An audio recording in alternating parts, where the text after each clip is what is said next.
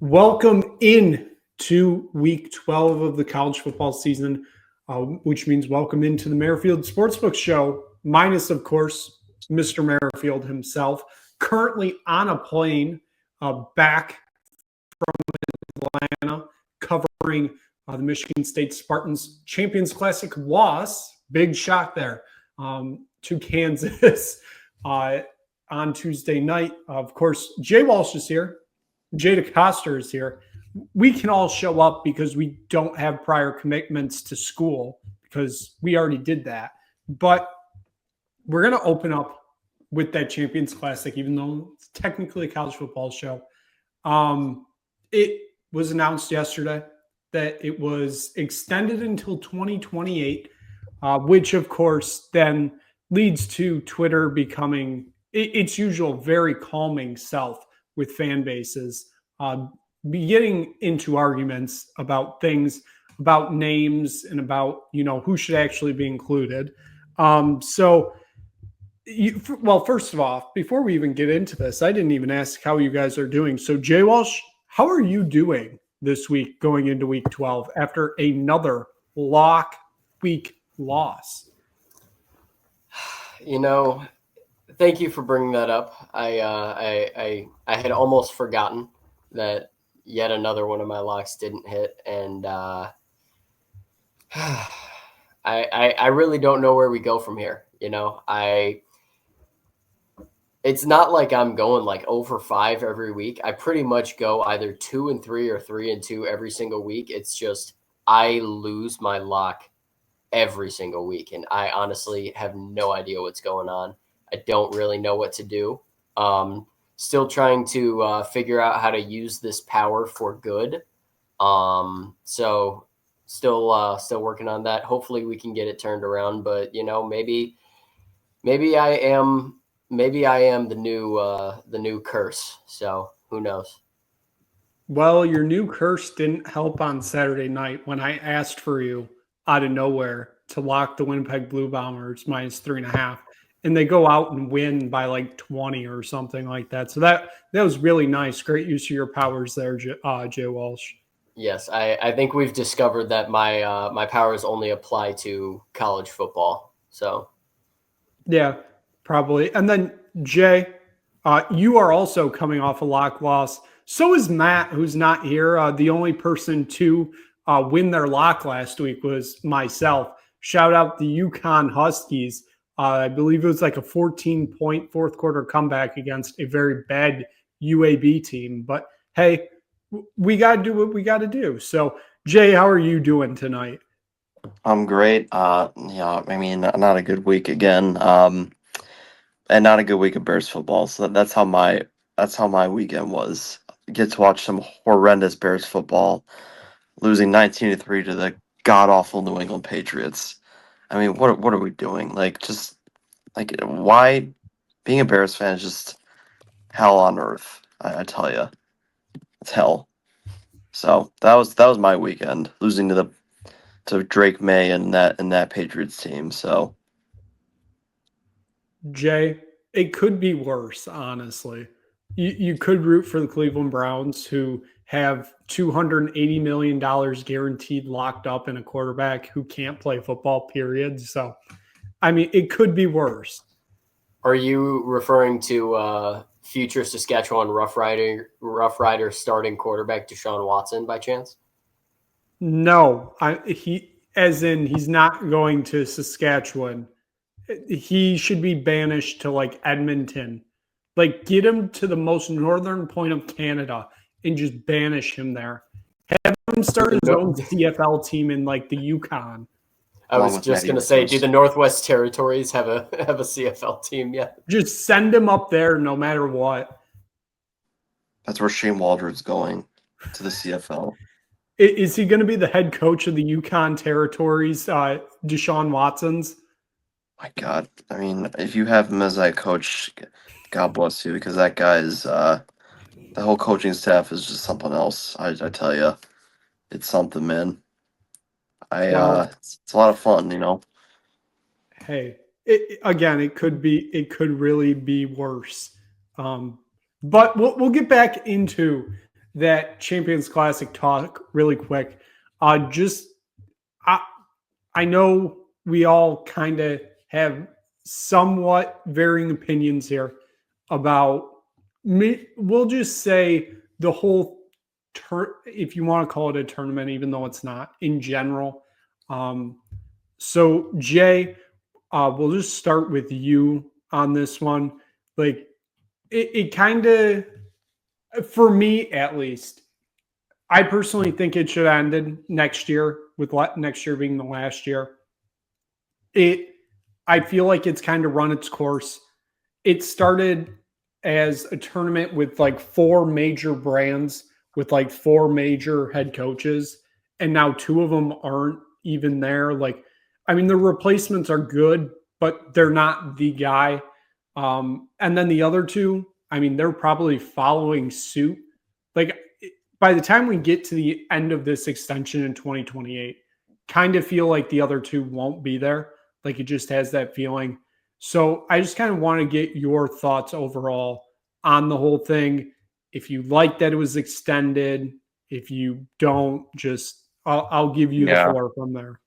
I mean, it gives MSU a platform. MSU, like, look, I mean, MSU just isn't as good as they used to be. Like, never forget the days of the Champions Classic where, like, all 4 teams were, like, ranked in the top 10. It was, like, a great way to kick off college basketball. It's kind of, I do agree, Nick, it's kind of run its course a little bit. I mean, it's not as good as it used to be. The game last night against Kansas, it was actually a pretty decent game in the second half. The first half was some of the worst basketball I think I've ever watched.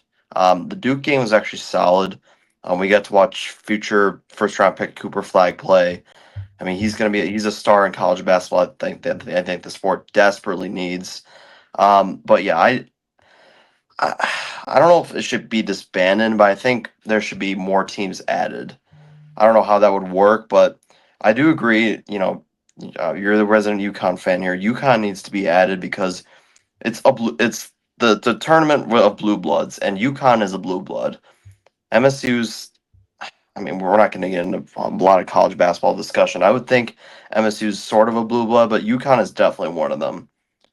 They should be added, and it's not as good as it used to be. It's kind of disappointing because it used to be like insane with Denzel playing at the United Center, the top 5 matchup with all these teams. Denzel Valentine is just not what it used to be. It's just kind of run its course a little bit. So, and then J Walsh, will kind of go to you. Just kind of same question. I mean, I know we kind of talked about it pre-show, but just overall kind of thoughts on the whole thing in general.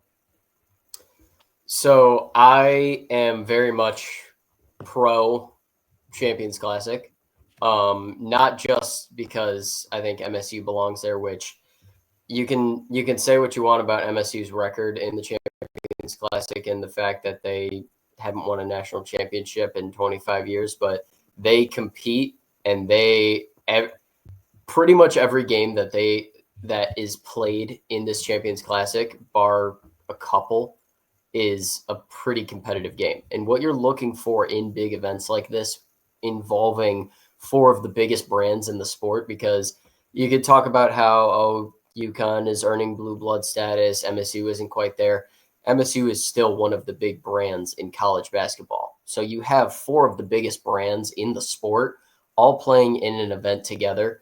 What you're looking for at the beginning of every season is competitive basketball, headlining some of the top tier programs in the country. You're looking for a lot of the kind of top recruits in the country showing off what they've got for the first time. And as far as I'm concerned, the Champions Classic holds up more often than not. Like I said, a lot of the games are very competitive, tight, close games. So I am very pro Champions Classic. I don't really necessarily think it needs to be changed. For all people who think that, UConn should get in or other programs, this was a voluntary thing that the 4 programs stepped up to make happen. If you want your program to be part of something like that, write a letter to your AD, make it happen. I mean, there's nobody holding back 4 other major programs from doing this except themselves. So that's the way I look at it. I am very, very much pro Champions Classic. I think it's a great thing for college basketball, and I think it would be a mistake to take it away. It's just, I kind of sit in the middle. I mean, obviously, I would like to see like UConn there playing the big teams, but understand that like it's been the same rotation of teams since it began in 2011. But I don't know. I like I said, I personally think it's just run its course, and that's just more to do with like it doesn't feel as special anymore, I guess I would say. Just because we almost see it every year. I think if like you potentially did the Champions Classic, but still did the rotating games, but did them on campuses, like that may rejuvenate it again. Playing in a half, at least for the first game, a half empty State Farm Center in Atlanta doesn't really move the needle. I mean, yes, it's two big names, but I mean, most of that crowd last night was Duke and Kentucky fans. So that first game was half empty. You put that, a Michigan State Kansas game at Allen Fieldhouse or the Breslin Center, like it makes it feel bigger. And then like you can still do a double header. Obviously, it would just be in two different locations. But I feel like that not having it on a neutral site just takes something out of it. But it's always been at a neutral site minus 2020 when Michigan State went to Duke. The other game I think was still at a neutral site, but I don't know. I personally feel like it's run its course, but that's just me. And before we get to the college football, because I saw this poll from the great Cedar Village Bagel on Twitter, because all reputable polls come from the Cedar Village Bagel. This is asked. I'm going to ask you the question. I want you to guess what the poll numbers are at. So he's asking Spartan Nation, if you could right now, would you trade the past 24 years of MSU basketball to have UConn's past 24 years? I want you to guess what the percentages are for those taking UConn's 24 years and those taking Michigan State's 24 years. So J Walsh, I'll start with you. So I saw this poll and I voted in this poll yesterday, actually. And I voted with the absolute majority that would be absolutely out of their minds if they chose otherwise, which is I picked to have UConn's last 24 years, because I don't know who in their right mind would trade 8 Final Fours with no championships with 1 championship for 5 Final Fours with 5 championships. I can't fathom anyone who would think that that's even remotely close. When I voted for it, it was about 80-20. I would be shocked if it stayed there. I think it's probably closer to like 87-13 now. So I'll let Jay make his guess. Yeah, Jay, I'll let you make your pick, and then I will let you know the results. It's not even close. It's UConn because how many titles was it? 3 or 4 titles? 5. 5, yeah, 5. That's right, 5. It's not even close. I'm sorry, Cedar Village Bagel. What kind of question is that? Like, five national titles compared to 1. I mean, I'll take that all day. Even though UConn has had a little bit of inconsistencies, I'll take the 5 rings. Like, it's not even close. Okay, so with 389 votes in this poll, with 17 minutes remaining as of recording, 24 years of UConn, 59%, 24 years of MSU, 41%. I mean, what are we doing? That's insane. The lack of, it's not even accountability. It's just the lack of common sense that some people possess is unreal. I mean, you're literally telling the world straight up that you would trade not winning national championships for winning national championships. I saw. What are we doing? I saw some of the reasoning being because Michigan State's made the tournament every single year in that Cool. 24-year run, and UConn's been inconsistent. Like Cool. I don't So know. now we value making the tournament instead of winning rings. I didn't know that. Apparently.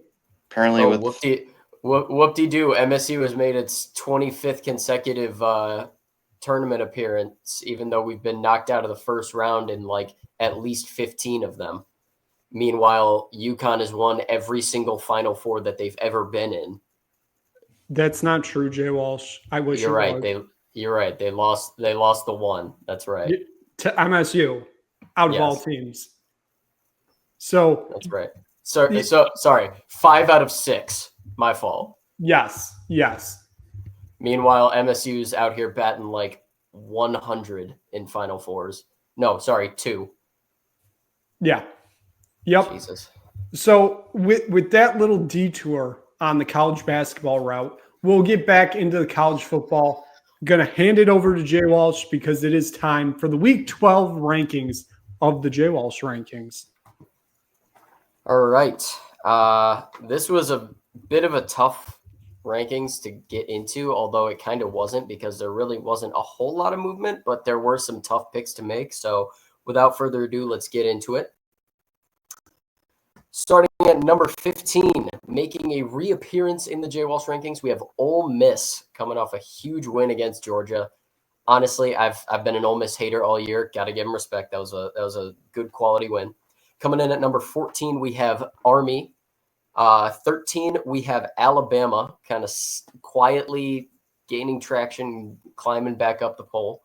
Number 12, we have Miami dropping all the way down after that loss last week. And then number 11, we have SMU. Number 10, we have Boise State. Number 9, we have Georgia, again, dropping down pretty substantially from that number 2 spot. Then coming in at number 8, we have Penn State. Number 7, we have Tennessee. Number 6 is Texas. Number 5 is Notre Dame. And then number 4, your Indiana Hoosiers. Number 3, we have BYU. Number 2, Ohio State, and number 1, Oregon. So there are the rankings. I will say before we move on to the matchups, the toughest one for me to rank was BYU versus Indiana, simply because obviously BYU realistically probably should have lost that game last week. The reason I have them separated still is because they do have that quality win against Kansas State that Indiana does not have. Granted, Indiana has a big opportunity coming up in their next game, but as of right now, cannot justify putting them higher when they're both undefeated. So with that being said, let's get into the matchups. Your top 4 conference champions are Oregon, BYU, Texas, and Boise State coming in as your number 4 ranked conference champion, passing up the ACC. So therefore, the matchups going in are going to be number 8 Tennessee versus number 9 Penn State, with the winner playing Oregon in the Rose Bowl. We have number 5 Ohio State playing against number 12 Miami, with the winner playing Boise State in the Peach Bowl. Number 6 Indiana versus number 11 SMU, with the winner playing BYU in the Fiesta Bowl. And then we have number 7 Notre Dame versus number 10 Georgia, with the winner playing Texas in the Sugar Bowl. And your first 4 teams out in order are Alabama, Army, Ole Miss, and Colorado, who comes in at that number 16 spot just outside the rankings this week. So that is our projected playoff field with the current J Walsh rankings. So without further ado, I will open the floor to you guys and get your opinions. I'm so out. No, this is good. I like these rankings. I'm just so out on BYU. Like that game, they should have lost that game against Utah. I mean, I don't know what to think of them. I have no confidence that they're going to go into the playoff and like compete with any of these teams. And Indiana, like they did not look good either against Michigan. I mean, I honestly, that game's in a couple weeks. I mean, I think Indiana's going to get curb stomped by Ohio State. they did not look good at all against Michigan. They found a way to win. That's great, but I mean, like their schedule is what they are. They have not played really anybody really except I think Matt mentioned last week. MSU is like their best win on the road, and that's kind of saying something. Like Indiana had multiple times like close out that game, and they almost blew it at the end, but they were able to find a way to win. Indiana and BYU. I mean, I think we can agree they're. I mean, they're just. I won't say they're fraudulent, but I think BYU is a little fraudulent. But they just haven't really played anybody, and we're going to find out a lot about them in a few weeks. But other than that, I don't disagree. I like where Notre Dame stands. I think Georgia's about right after their ass kicking against Ole Miss. So I think this is right. This is pretty much spot on right here. So I think my biggest thing is I think you're ahead of the curve here. Putting Boise State as a bye, I think we are very close to that point. I mean, BYU, if they lose at any point, they're going to drop down because we'll take a look at the college football playoff of what they did yesterday, rankings in a minute. But BYU is still at a bye. They still have Miami at a bye. But if Miami slips up again, or obviously if they slip up if they don't win the ACC, but if anybody else wins the ACC minus them, that opens the door for Boise State. Kind of feels like if anybody but BYU wins the Big 12, that opens the door for Boise State to get a bye. I think you're ahead of the curve here, probably by a week or two. I think if this is, of course, if Boise State keeps winning, which they theoretically should, but I think you're ahead of the curve here, J Walsh. You always seem to be ahead of the curve with these rankings. Every week or two, you're a little bit ahead of the committee. Because the committee dropped Georgia out of the playoffs this week. You still have them at 10. That's where they're going to end up, I think, no matter what, unless, of course, they lose again. But I like the rankings. I think this is kind of pretty accurate. I think we'll move into what the playoff did right now. But I think where you have Miami and SMU having them like that close, I think that's what it should be compared to these rankings, having them separated by 5 spots, basically. Overall, I think brilliant rankings this week. That's really all I've got to say about it for you, Jay Walsh. I think you pretty much hit the nail on the head. Appreciate it. Like I've said before, the main thing I look at with these rankings is what have you done on the field this year? And like you said, with bringing up Miami and SMU, Miami really, the reason they were hanging around up towards the top part of the rankings was because they were undefeated. I mean, if you look at their schedule, they really have not beaten anybody very good. I mean, you can make an argument that they really don't have any better wins on their schedule than Indiana does, who everyone is talking about how bad their schedule is. So I don't really see the justification in putting them that far ahead of SMU. It'll be very interesting to see, obviously, those two make it to the ACC championship. It'll be very interesting to see what happens. But yeah, I like I said, there were a couple tough things to rank this week, but for the most part, a lot of these kind of felt like common sense picks when you go by the criteria of what have you shown on the field, who have you beat, who have you lost to, and when you kind of have consistent, when you have a consistent way of kind of demonstrating these rankings, I think it's fairly straightforward. So, And then Jay, I just figured I'd let you talk about the committee rankings. You know, you just had anything to add? no, yeah, I agree. I mean, I agree with Jay Walsh's perspective on Miami and his rankings. Miami at 9 is kind of crazy. They they don't have a defense. Look, Cam Moore is really exciting. Their offense is going to put up a ton of points, but I mean, their schedule hasn't shown me that they should be ranked 9. Then you lose to Georgia Tech on the road. Yeah, I think Miami's way too high in these rankings. I think they should be a little lower.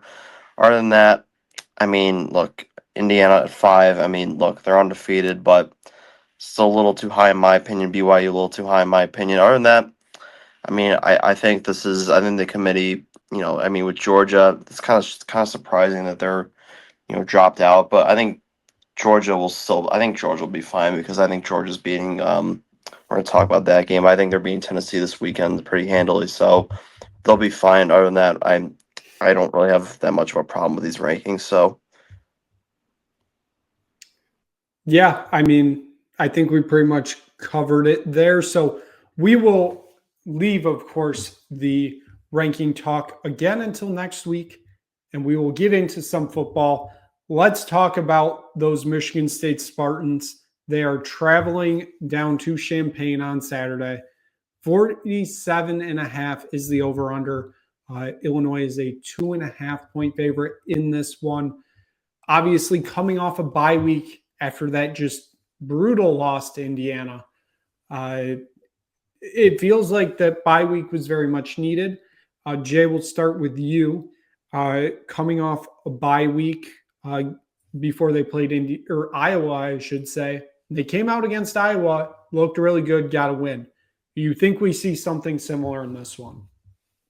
Yeah, I think Michigan State's very capable in this game. I don't think Illinois is that good at all. I think losing to Minnesota at home. I mean, Minnesota was a road favorite for a reason. I don't think Illinois is very that good at all. I mean, sure they I guess they can run the football and they have a decent defense, I guess, but they're not very good this year. I think MSU is more than capable of winning this game on the road in a sleepy environment. I don't know, man. I mean, I think it just comes down to the defense can make plays at the right time, and you're going to be able to handle them. If Childs can not turn the ball over, get the ball to your playmakers like Nick Marsh, because Nick Marsh has been awesome this season. I mean, I know we haven't talked about him every game, but he's been one of the best players on this team this season. Find a way to get the ball to Nick Marsh, they can win this game because Illinois is just not that good. I mean, you can find a way to beat these guys. I think MSU is very capable of doing it. I don't really have a pick on it. I probably lean MSU. I think that they can definitely win this game. Like I said, Illinois is just in a sleepy environment. They're just not very good. I'd probably lean MSU plus the 2.5 in the spot. Then J Walsh, will go to you. It's a 2:30 kick in Champaign, a very odd kickoff time for college football, but here we are. That kickoff time is because FS1 has Wake Forest Xavier at noon because we need to put that on TV. But what do you think for the Spartans this weekend? Obviously, Jay said it's a sleepy environment. I mean, this isn't going to be like that Michigan game. It feels like that felt like that was the peak for Illinois this year, the biggest crowd of the year. And then, they follow up that big win with a loss, and it all kind of goes downhill from there. Do you think MSU has a chance to take advantage of that this weekend? I definitely think they do. The way I look at this game is one of these teams still has something to play for.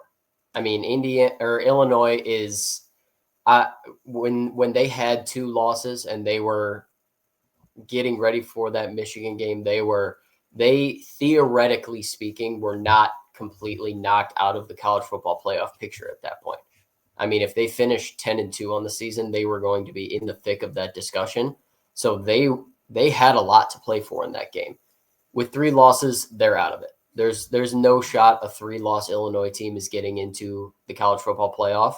And with 6 wins already, they're already bowl eligible. This is kind of a classic game where Illinois doesn't really have anything to play for in this game. Whereas this isn't necessarily a must-win for MSU because obviously they've got 2 games against Purdue and Rutgers left. But you win this one, you don't have to win each of your last 2 games of the season to get to a bowl game. So this is a big game for Michigan State. This is one that I think they're going to be gearing up to get ready for. I don't think Illinois is going to be going after this game too hard. I do like Michigan State to cover the 2.5 here, and I very much like them to win this game, especially since I've seen that we are wearing the white Gruff Sparty helmets, because those are just absolutely clean as hell. So the uniform game is absolutely in Michigan State's favor here. As for the over-under, I do think the over here is actually a decent play, because if MSU is to win this game, I think they're going to have to do it scoring points. Illinois is definitely capable of putting 20 plus points on the scoreboard. I think MSU is going to have to score minimum 24 points probably to win this game. And I think that gets the over done. So I would take the over here, and I would take MSU with the points. And realistically, I think they have a very good shot at winning this game.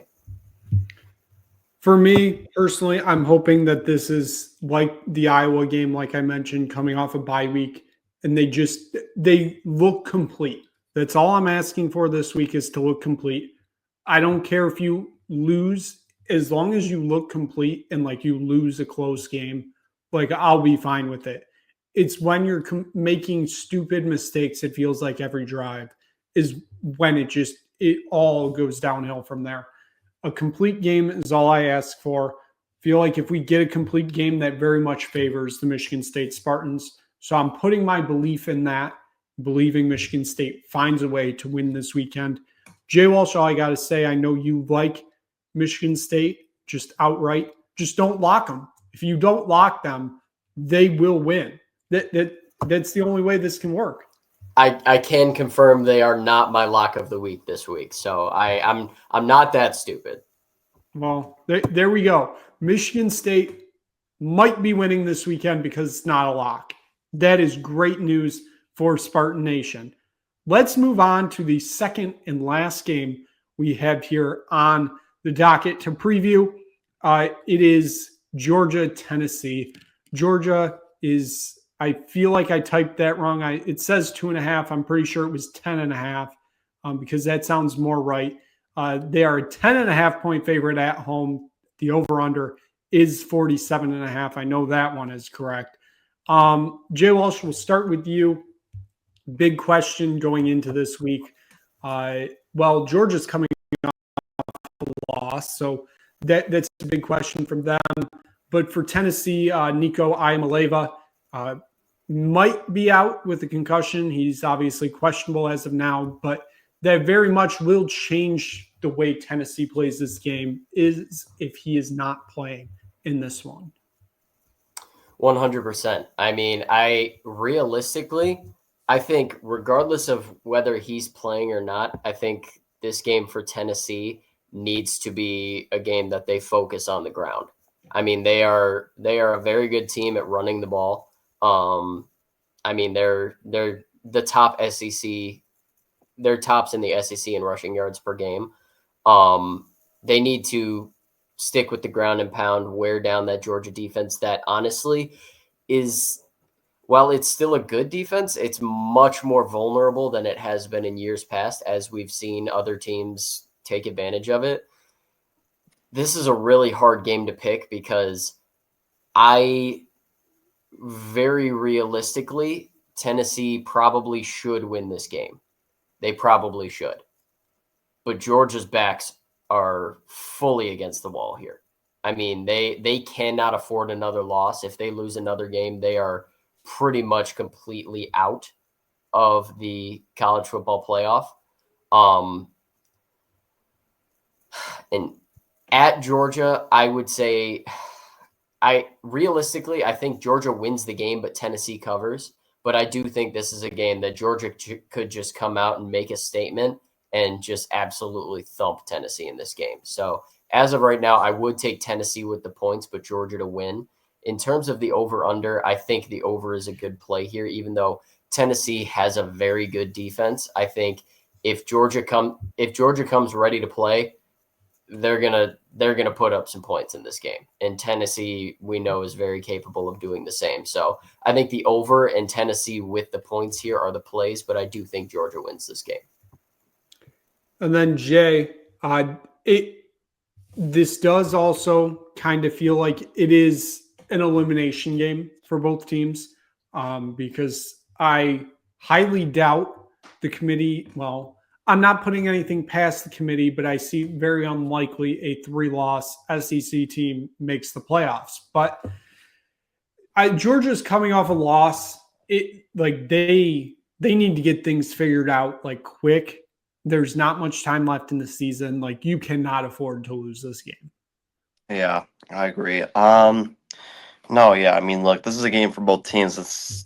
Both teams are going to be kind of desperate in the spot, especially Georgia, because, I mean, look, if Carson Beck gets right,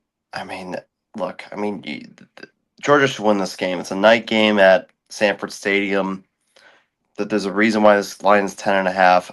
I'm going to lean Georgia. I think, honestly, they can win this game by, 2 to 3 touchdowns. I mean, Nico being out, if Nico's out, then obviously that changes everything.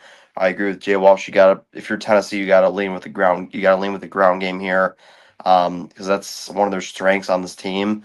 But Nico being out kind of changes a lot of things, and especially against this Georgia defense, not as good as it was in the past, but still, this is it. I think we say this a lot on this podcast that, this team's against the wall.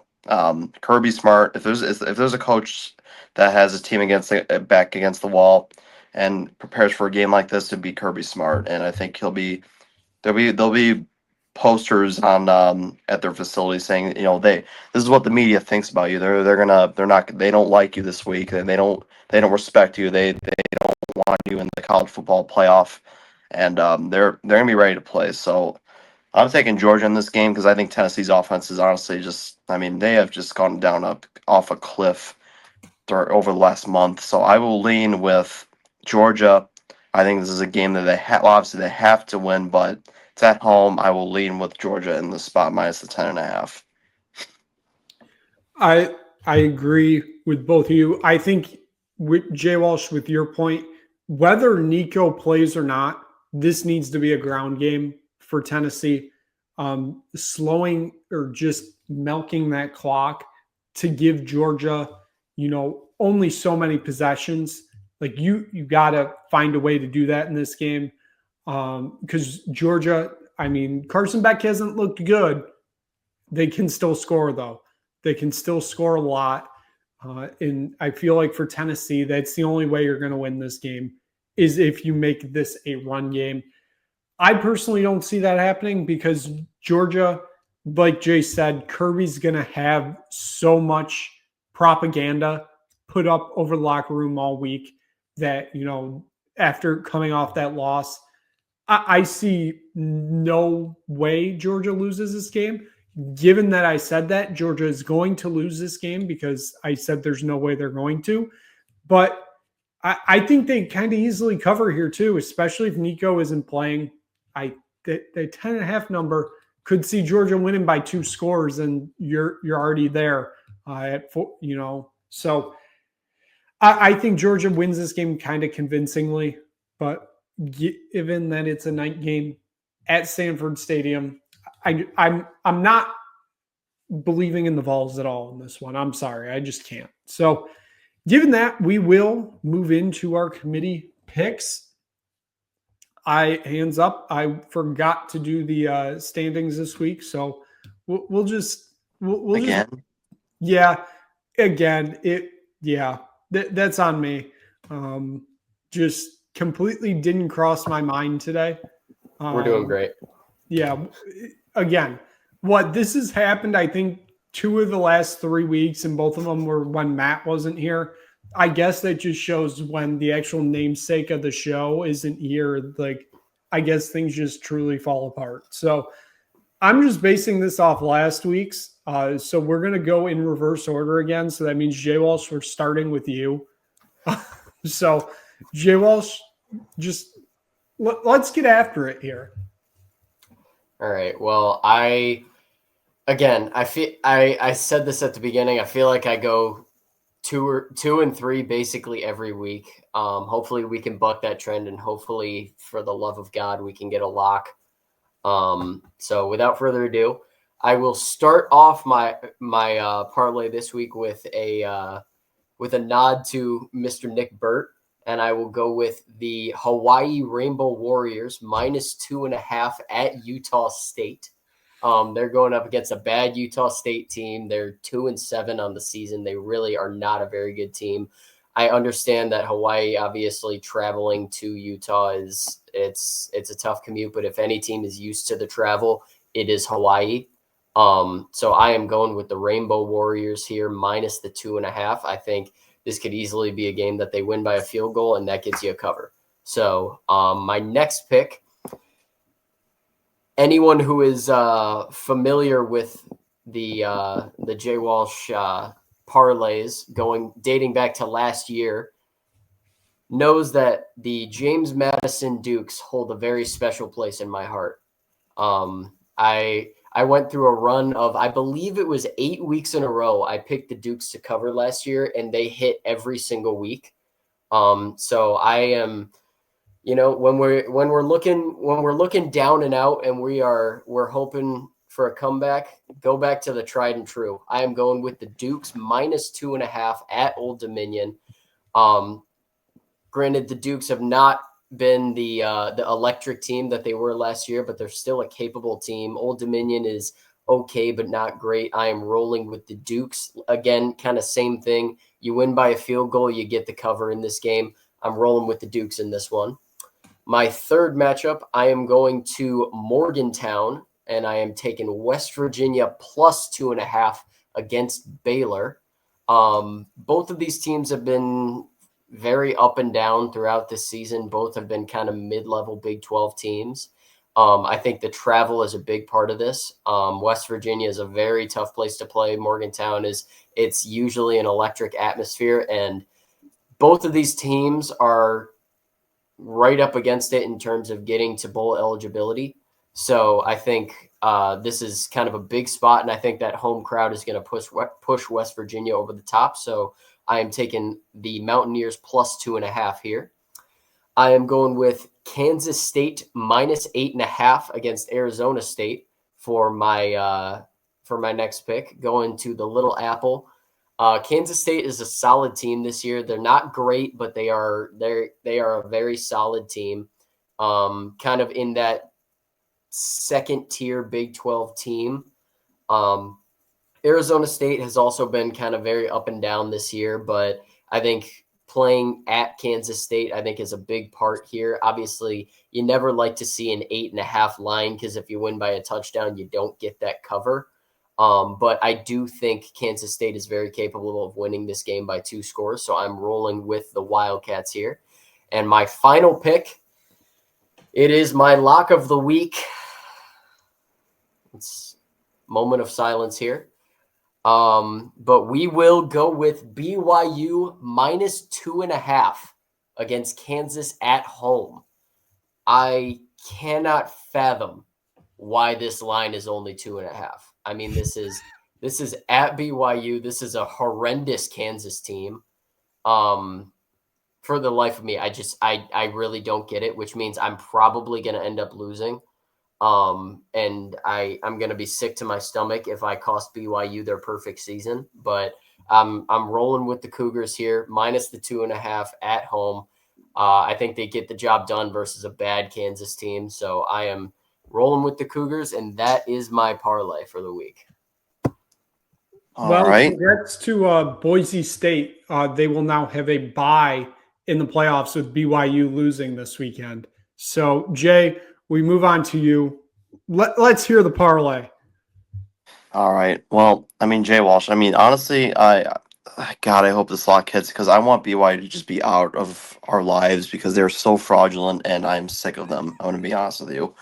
Anyways, we're gonna get to my picks. 5-pack of picks for you guys. We're gonna start off with Notre Dame, Virginia. Okay, Notre Dame's a 22.5 point favorite. They just demolished Florida State.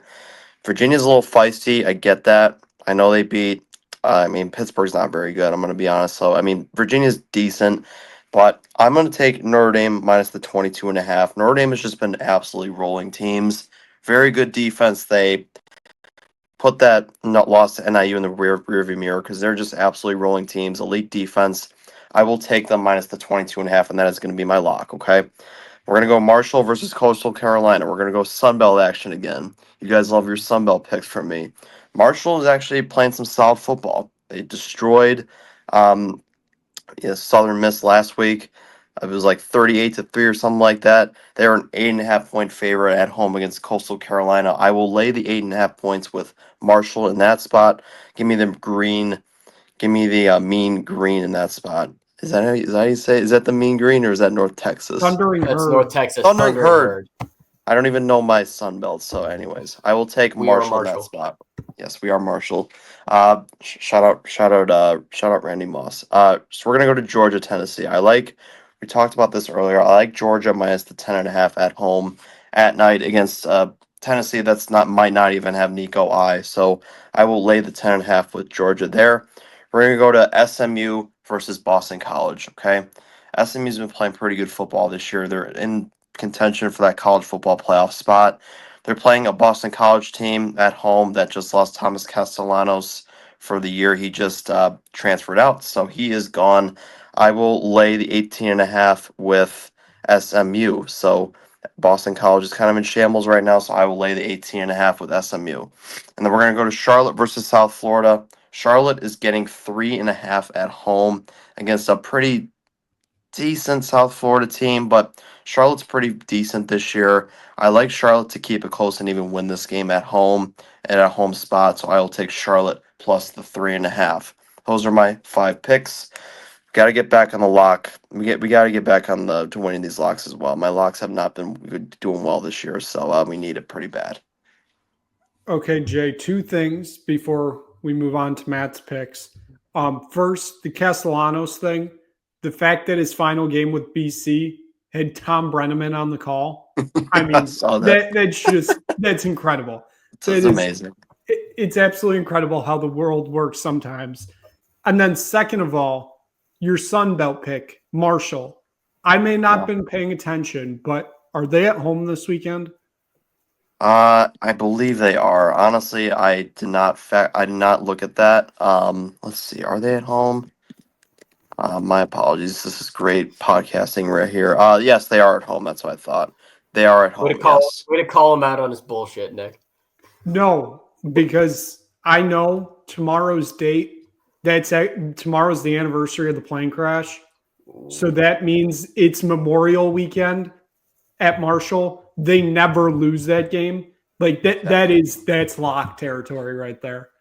I didn't even consider that. Marshall's just good. So I mean, thank you for that. For helping me out with that. That's another reason to pick them. So Marshall, give me that. Known almost Michigan State head coaching candidate Charles Huff. Honestly, you know what? We're gonna pull a little curveball here. That's gonna be the lock. Marshall's the lock. All right. So for the 75. That's right. For the 75. Yeah, exactly. For the yes. I called them the mean green. What am I doing? I don't know ball. They are not North Texas. No, they are not. North No, Texas, they are. Or in fact not. who lost to Army last week. I mean, They did, but it was relatively close. They hung in tight, even though they gave up a 21-play, 94-yard or 96-yard drive. took up like 15-24 on the clock too. Outstanding. If you don't like that, you don't like football. I mean, that is peak. 100% it is. 100%. Let's get into Matt's picks. He is sitting at 34-34. I have been sent an updated list as of this show going on because of certain people's locks this week. Not naming names, but there was a certain pick on here that has been taken off. We'll start with his lock of the week. It is Penn State Purdue under 52. I'm assuming it's 52.5, but he just likes to put numbers without the halves on here. So it's under 52. Then it is Missouri, a bad Missouri team, plus 12.5 at South Carolina. Then we got Memphis minus 14 versus a bad UAB team that almost beat UConn last week, but didn't, so it doesn't really matter. Then you got the Washington State Cougars, who are very much in the running for an at-large bid in the playoffs, minus 13 at New Mexico. They're going to Albuquerque. And then the updated pick, it is SMU minus 18.5 versus Boston College. Again, Matt's not here to give his reasonings why, so I will not divulge into reasons why. He cannot defend himself. So, yeah. He's really gotten into the territory of just fading my lock. Wow. Not naming names here. He really took an undefeated BYU team getting points at home, or not getting points, but only giving 2.5 at home against a horrendous Kansas team because I locked it. Honestly, I have to respect it. I'm forced to respect it. I mean, that's all this is. It's respect, all of it. So given that, we'll move into my parlay. I was told, because I gave J Walsh a preview, my first pick, I need to call the number apparently, because I'm taking Alabama minus 41.5 versus Mercer. The board is bad this week, people. You got to find numbers where you can get them. I get that it's 41.5, and that's a gigantic number, and they're probably not going to cover it. But the board is bad. I have to believe we're going to see a lot of points in Tuscaloosa in this, cupcake week in November. Nick, I told you before, I'm sorry to interrupt, but as I told you before, if you bet on a 40-point spread, you need to have that number on speed dial. I'm sorry. You just do. You need to have it saved to your contacts. Anyway, continue. Moving on. We head to the West Coast of the ACC conference, of course. Cal minus 8.5 against that god-awful team from New York, Syracuse. I hope that coach loves the smell of, body odor, because he's going to get used to it after not taking a shower after this one. I'll already give you a preview. The team Syracuse is playing next week, it's my lock. I've been waiting for this game all year. I truly cannot wait for this game. That's going to be my highest of highs if my lock wins next week. I don't care what the line is. I'm taking it. I'm sure you guys can guess who Syracuse is playing at the Dome next weekend. We'll move on. Ashton Jeanty's Boise State Broncos minus 13.5 at San Jose State. I just have to believe that Jeanty is going to continue his Heisman campaign here. He's going to lead Boise State to victory. I don't think San Jose State is that good in year one under Ken Niumatalolo. I don't believe in him here. I am fading J Walsh here. Give me Arizona State plus 8.5 at Kansas State. Arizona State kind of been slept on a lot this year. Sam Leavitt having a very good year. No narratives to be pushed there whatsoever. Cam Scatterboom, I believe, is back this week. That's going to be a huge lift for the Sun Devils. I like them plus the 8.5 here. Don't love them outright, like the 8.5. And then finally, we'll close out Oregon minus 14.5 at Camp Randall against Wisconsin. Wisconsin, god awful. It is not working under Luke Fickell so far. I have to believe it will turn around eventually, but truly, who knows? So that is my 5 picks for the week. So, yeah, Jay Walsh, I know you got something to say because I can already tell, but I'm just still thinking about that 40-point spread. It's just god awful. But also, I for one cannot wait for your lock to be officially announced next week. I'm so ready. I'm so ready for the line, just so we can talk about this next week. I know that the Syracuse Orange are not the favorite ACC program of anybody in this gambling committee, but that is going to be an absolutely electric talking point next week. I can't wait. I can't wait. And you know what, guys? You thought the show was over. Yeah, it's not. If you go check the show sheet, we've added another game on for this week. We're going to talk about it right now. I'm surprising you all. this Sunday, 6:30, CBS Sports Network. There we go. It is the 111th Grey Cup between the Toronto Argonauts and the Winnipeg Blue Bombers. Of course, for those that speak French, ces weekend es Vancouver, c'est Coupe Grey entre les Argonauts de Toronto et les Blue Bombers de Winnipeg. Big weekend. So I'll go through it a little while you guys get ready for your talking points or your questions. But the Blue Bombers are 9.5-point favorite. This is their 5th straight Grey Cup. In modern times, it's a big shock that you're there 5 straight years. Toronto felt like it wasn't their year all year. Then last week, starting quarterback Chad Kelly breaks his leg, meaning Nick Arbuckle getting his first start of the year this year, trying to do something his head coach couldn't do in 2007 when he came in for the injured Kevin Glenn for the Winnipeg Blue Bombers in that 07 Grey Cup when they lost to the Saskatchewan Roughriders. I believe that one was in Toronto at the Rogers Center. Overall, kind of a big line, but you kind of expect that when you have a backup quarterback starting his first game of the season in a Grey Cup, like the biggest game of the year. Overall, this should be Winnipeg's to lose. But the talking points, if they lose this game, you've been to 5 straight Grey Cups, but now you've lost 3 straight. Those are talking points you can't live down. Cincinnati Bearcat legend Zach Collaros, of course, leading the Blue Bombers. I believe he has been the quarterback for all 5 Grey Cups. I know he was injured at one point in there, but I believe he has played in all 5 games. It's going to be an incredible weekend in Vancouver. 50.5 is the over-under, I believe. This may be a high-scoring game. I'm expecting it to be high scoring. I'm probably leaning more towards the over. But J Walsh, I'll hand the floor over to you first. Give me the thoughts on the Grey Cup this weekend.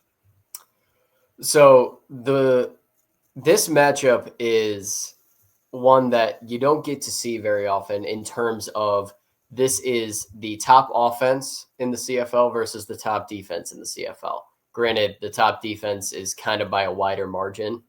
Winnipeg has been, I'm looking at the stats right now, and they have in the regular season, not including playoffs, they allowed 40 less points than anyone else this season.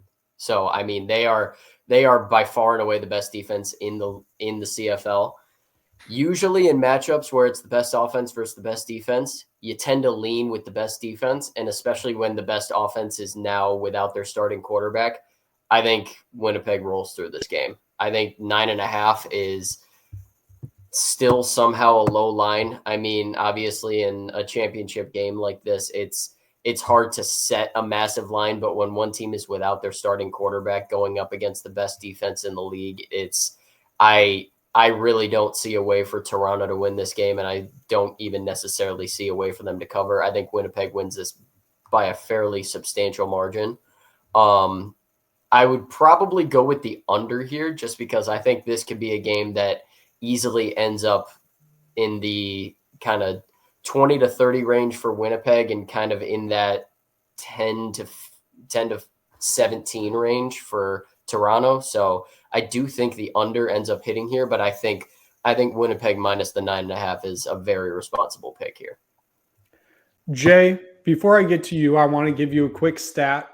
I don't remember exactly what the number is. I think it's 8 or 9, but these two teams have faced off in either 8 or 9 Grey Cups. The Toronto Argonauts are 8 or 9-0. The Blue Bombers have never beat the Argonauts in the Grey Cup.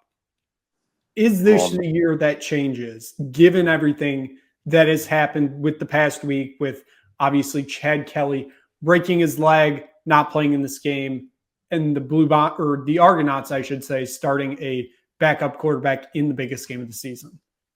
Is that Mr. Relevant Chad Kelly you're talking about? That is, yes. Who do you even play for? The Broncos? Is that right? I believe the Broncos, the Bills. Yes. There might be somebody else in there, but then he came up to Toronto. He won a Grey Cup.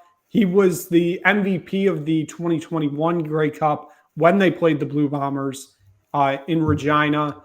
And then this year he was suspended 9 games for sexual misconduct or something like that. So not great, but that's also another factor in this game. The Argos have played without Chad Kelly at points this year.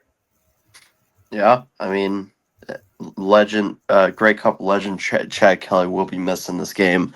No, I think the defense wins championships in the CFL, surely. So I will go with the Winnipeg Blue Bombers in this game.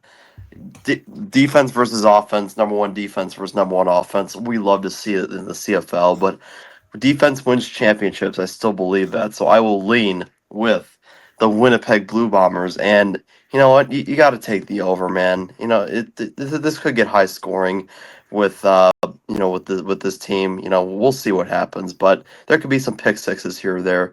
I will lay the 9.5 with Winnipeg. They're gonna steamroll to what would it be? How many Grey Cups now for Winnipeg? It would be 3 in the last 5 if they win. The dynasty will be written. The dynasty will be created on Saturday night. I cannot wait to watch. Sunday night. Or Sunday night, yes. I need to learn my ball for the CFL. You're So doing Sunday, great, Jay.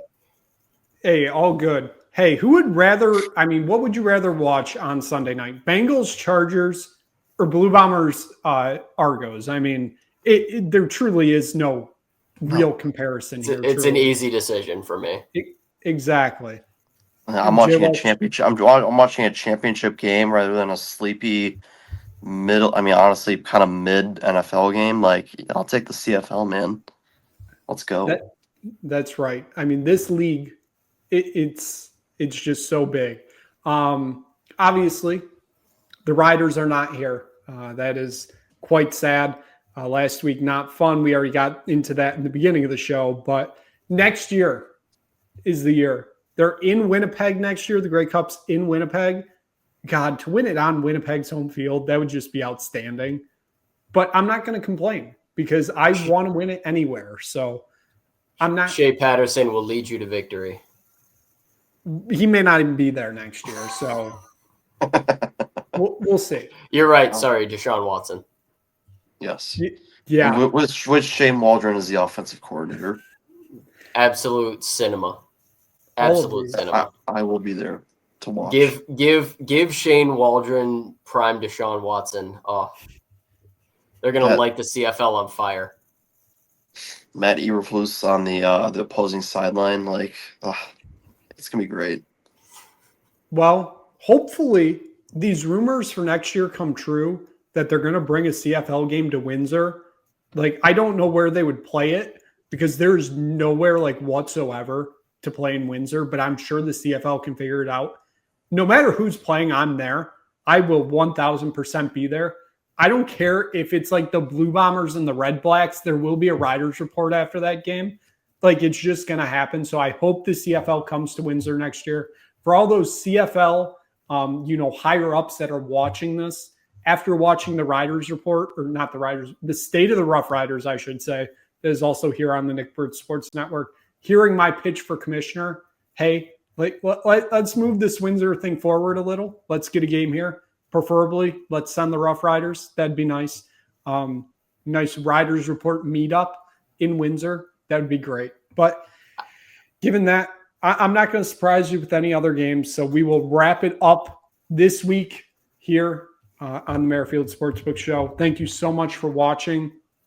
If you just stumbled across this, either for our CFL talk or our college football talk, or maybe even our college basketball talk, make sure you click subscribe to the Nick Bird Sports Network. Tottenham not playing this week, so you don't have to worry about that. But go check out that State of the Rough Riders. You may notice some familiar faces in there asking some great questions or just making statements that Matt Eberflus should be the next defensive coordinator for the Riders. You never know. You never know what you'll see on the State of the Rough Riders. So thank you so much for watching. We will see you again next week for next week's the penultimate week of the regular season, technically, I believe. So, it's drawing ever closer, so close to the end. But We will see you again next week for another episode of the Merrifield Sportsbook Show.